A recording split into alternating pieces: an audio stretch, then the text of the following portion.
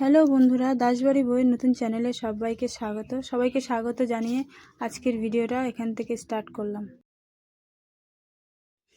যেমন কি তোমরা তো জানো যে আমাদের ঘরে এই যে জল ঢুকে কি অবস্থা, পুরো ঘর ফাঁকা ফাঁকা হয়ে গেছে। এই ভিডিওটা তোমাদের দেখিয়েছিলাম। তো ঘরে কিছু বাঁশের চটা ছিল, এই যে বাঁশ চালা করা যখন ঘর বানিয়েছিলাম, সেইগুলো দিয়ে এখন জোড়া তাপকি দেওয়া হচ্ছে। কারণ সামনেই জন্মাষ্টমীর আগে আমাকে ঘর গোছাতে হবে। প্লাস্টিকের তলায় দেখো কি অবস্থা, এই যে দেখতে পাচ্ছ, শুধু এখানে পা দিলেই দেবে যাচ্ছে। দেখো ঘরের অবস্থা, দেখো এর মধ্যে থাকতে হচ্ছে আমাদেরকে। আজকে ভাবলাম এইগুলো সব গোছাবো, কতদূর গোছানো যায় দেখা যাক।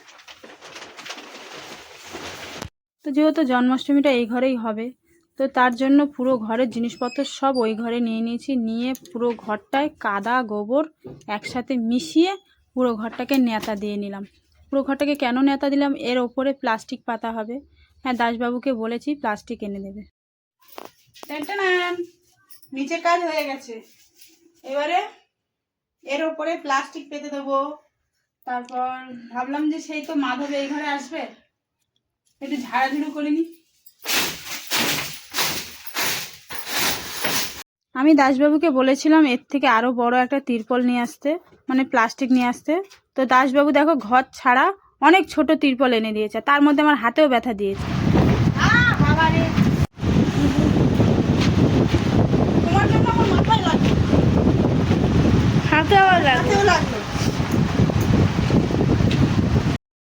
তো টেবিলটা কিন্তু খুব ভারী ছিল, তার জন্য টেবিলটার ভেতরে আমার হাতটা ঢুকে গেছিলো, তাই আমার হাতে একটু ব্যথা লেগেছে। এবং এখানে একটা ড্রাম ছিল, সেটাও আমার মাথায় লেগে আমার মাথায় আলু হয়ে গেছে। তার জন্য আমি দাসবাবুর উপরে একটু রাগারাগি করছিলাম। এরপর এটা গুছিয়ে দিয়ে ঘরের অবস্থা, ওই ঘর আর এই ঘর মিলিয়ে তোমাদেরকে ভিডিওটা দেখাচ্ছি, কারণ ঘরের অবস্থা যা করে রেখে দিয়েছি আমি, দেখবে চলো। ঘরের এখন এই অবস্থা।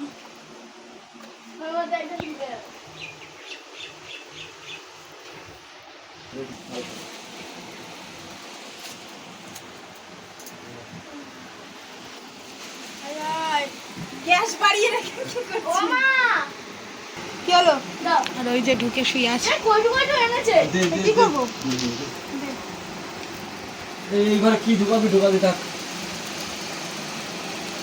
এবারে ওই ঘরে প্লাস্টিক পাতার জন্য মাধবকে এই ঘরে এনে রাখতে হলো। তো যাই হোক, মাধব এই ঘরে চলে এসছে, খুব ভালো হয়েছে। তো এর মাঝখান থেকে ঘড়ির কাঁটায় দেখছি 12:30টা বেজে গেছে। তাড়াতাড়ি করে আমি মেয়েকে বললাম, যা তুই মাধবকে চান করিয়ে খাইয়ে দে। তো ও চান করে মাধবকে এখন খাওয়াবে। তো তোমাদেরকে একটা কথা বলি বন্ধুরা, আমার কিন্তু বেশি সামর্থ্য নেই যে মাধবের জন্য, ইচ্ছা খুব ছিল যে অনেক কিছু জোগাড় করব, কিন্তু ইচ্ছা থাকলেও কিচ্ছু করার নেই, আমার সেই ক্ষমতাটাই নেই। তো জানি এক না এক সময় মাধব আমাকে দিন দেবে, সেই দিনে আমি মাধবের জন্য অনেক কিছু জোগাড়